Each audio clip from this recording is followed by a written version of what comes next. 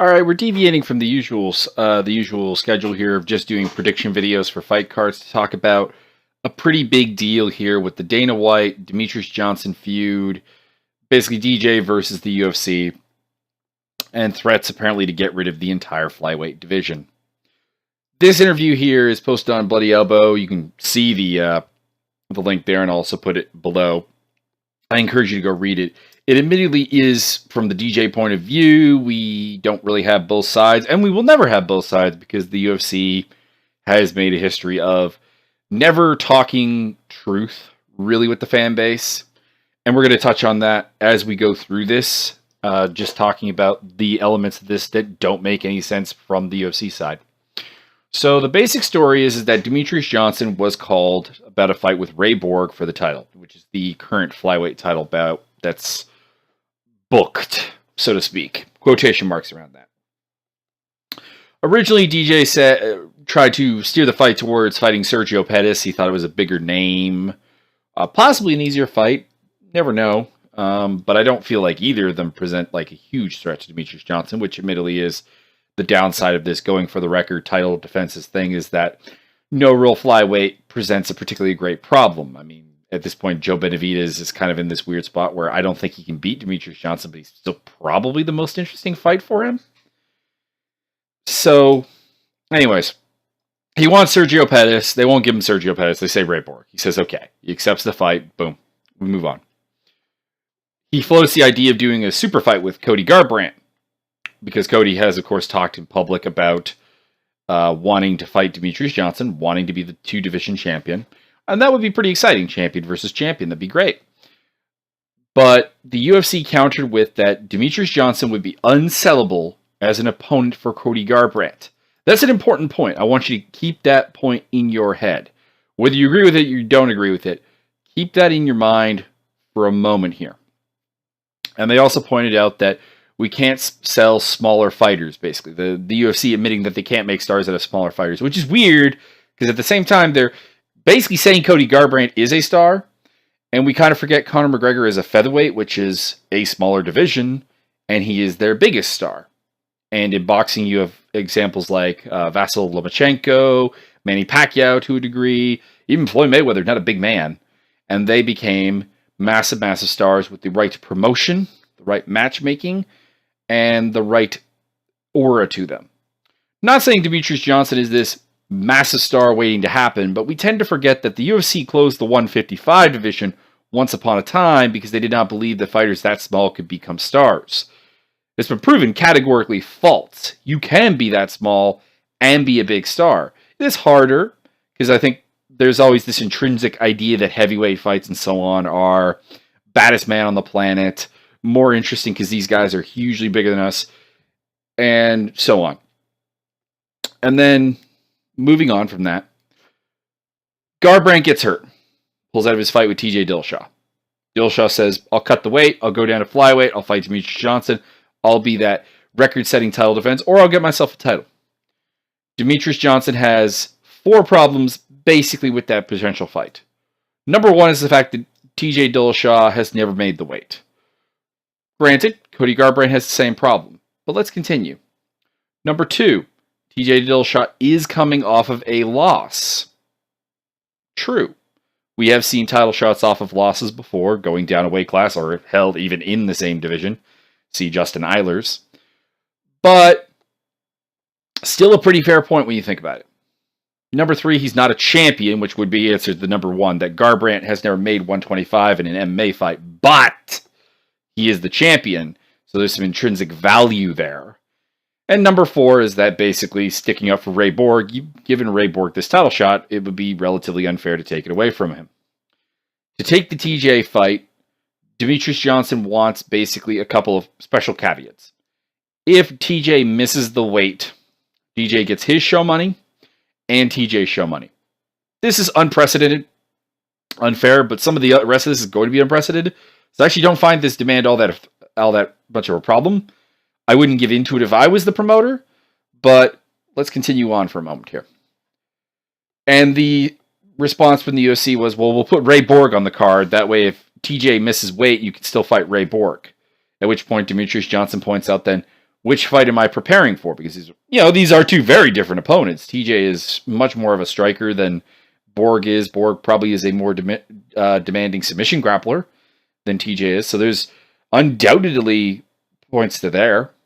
We also accepted the fact that John Jones pulled out of a fight when Dan Henderson was proposed to be replaced by Chael Sonnen, which that was one with time to prepare and two with kind of similar fighters. I mean, not that Henderson and Sonnen are identically the same, but they were both undersized 205ers who like to wrestle and therefore weren't really threats to John Jones. So he could have totally taken that fight.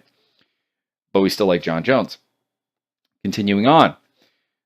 The UFC then went as far as to basically say, you will take the TJ fight, no special dispensation given, or we apparently are going to get rid of the entire flyweight division.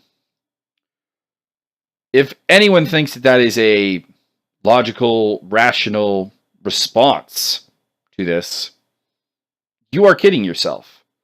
You are joking yourself.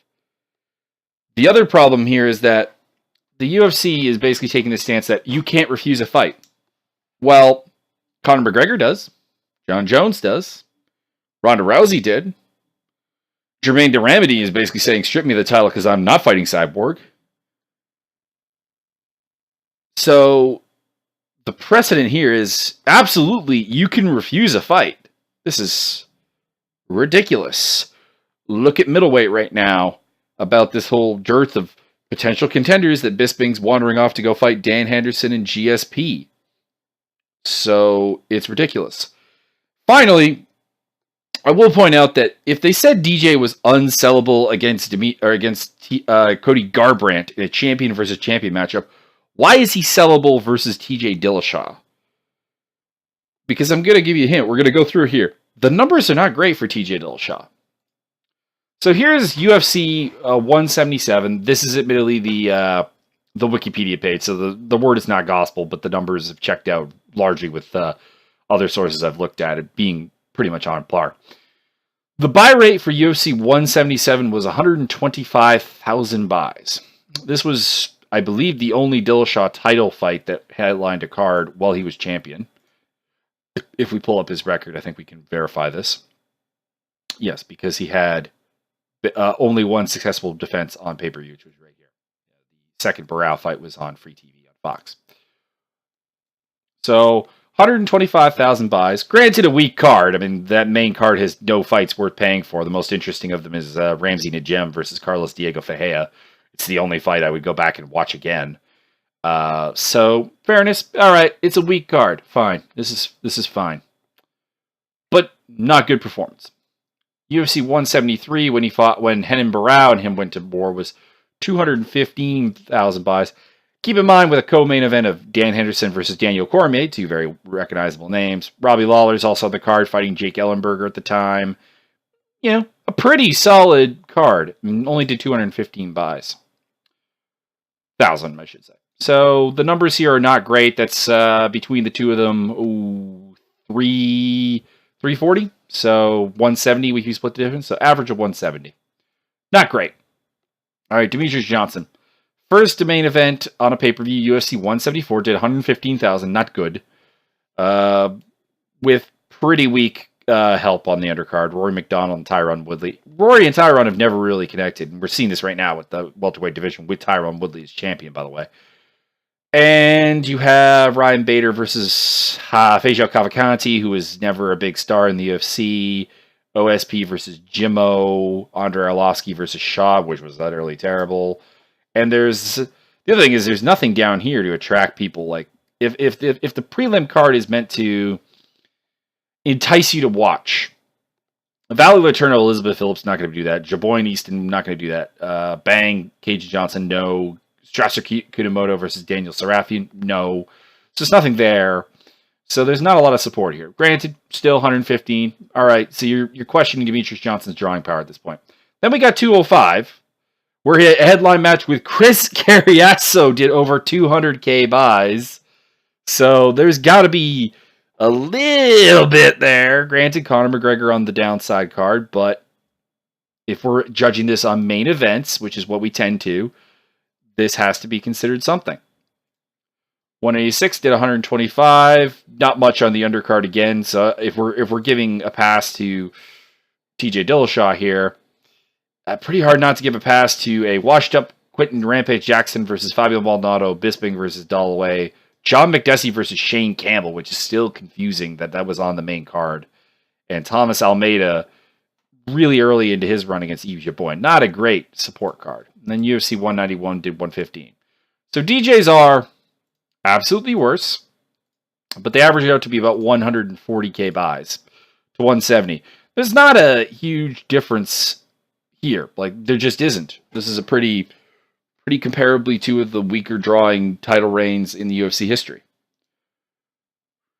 And the difference is that if you look at the flyweight division and the lack of promotion it's had, a lot of the guys that Demetrious Johnson has had to face are guys coming off of freaking Fight Pass. They're not promoted fighters in any way. So the idea that Demetrious Johnson's numbers are weak solely because of Demetrious Johnson, it's ridiculous. This is a poorly promoted division. They have put no marketing heft behind it. You can't put no heft behind a division and then declare it a failure and its champion a failure. You are at least partially responsible for this. In the end, you have the UFC making a really unsustainable claim here that they control who you fight. Because they don't. Because we've seen that people have been sidestepping and dodging lackluster matchups and so on for a long time. You're either saying the UFC blesses this, or the idea that they force people to fight people is ridiculous. I think it is. I think they wanted Conor McGregor to try to defend his title and did not succeed in forcing him. It's become quite ridiculous, this whole thing of believing anything Dana White says. It's ironic that it's become worse under WME than when it was the Fertitta brothers, because the Fertitta brothers seem to be able to smooth some things over. Maybe it was underhanded, maybe it was bribing people effectively, maybe it was a lot of things, but it kind of made it work. And I think we're seeing Dana White, fight negotiator, really is a failure. Pretty big time. Doesn't seem to be listening to his matchmakers either, because Mick Maynard, the guy that Demetrious Johnson's handling because he does the lower weight class matchmaking, seems to be completely legitimate in his desire to just make the divisions kind of work. And he's being given mandates, it seems, from higher up on the food chain that don't help at all. Yet we're seeing this support for the UFC on Twitter and stuff. It's like, how much of a needle mover is TJ versus DJ? How much is it? Because we've seen TJ do over 200K buys one time. One time. It's not needle moving numbers. You also see this with the World Series of Fighting guys coming over. Justin Gaethje and Marlon Moraes, potentially minor needle movers. I think Gaethje actually is quite a potential needle mover. He's a very exciting fighter. I think people will get behind him real quick if you give him the right matches.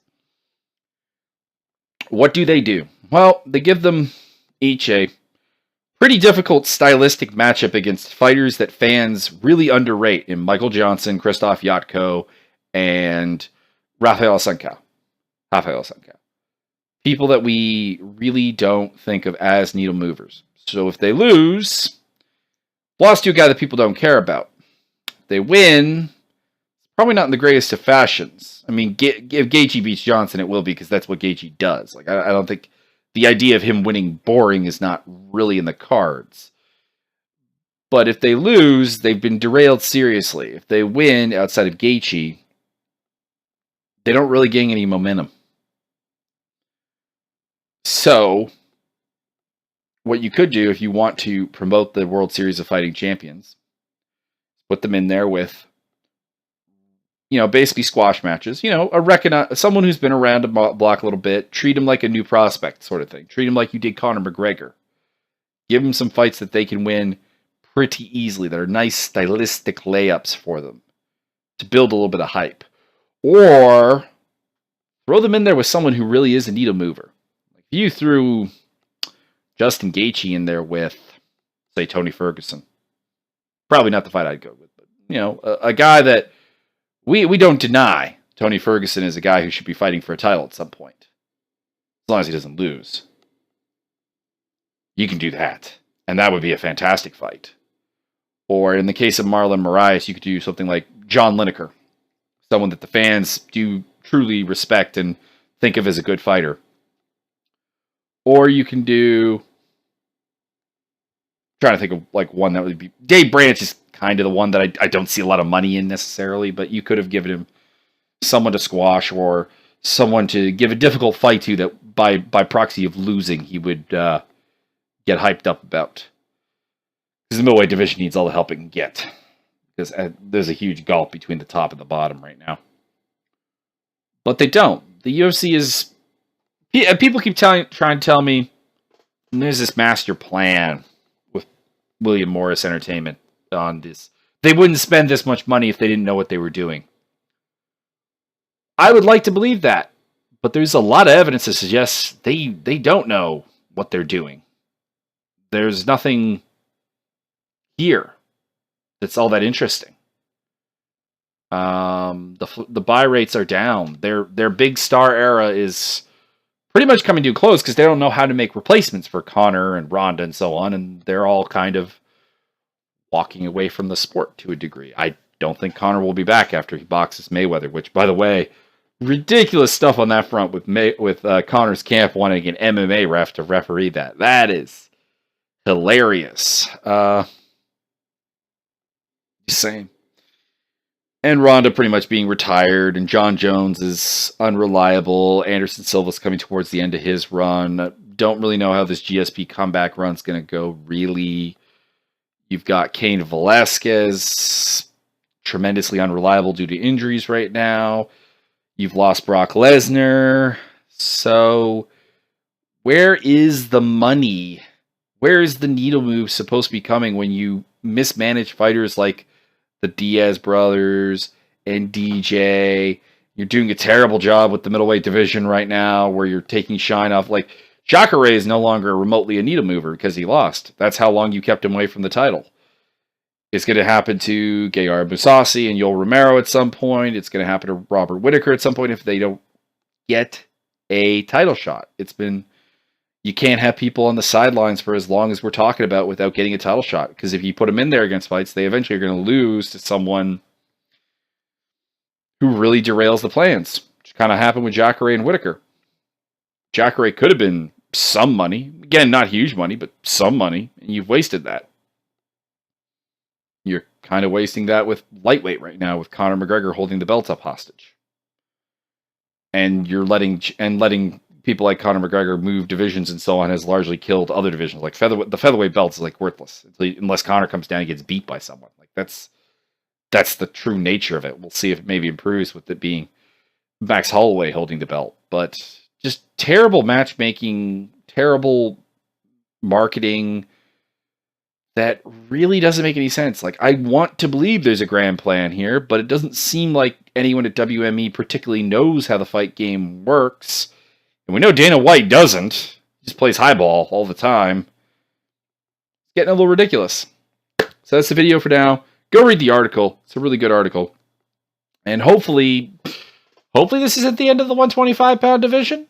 I tend to think it's a bluff, but hopefully not. Or hopefully it is, and we don't lose the division. So that is all. Enjoy it, and we'll talk to you with the next fight card predictions.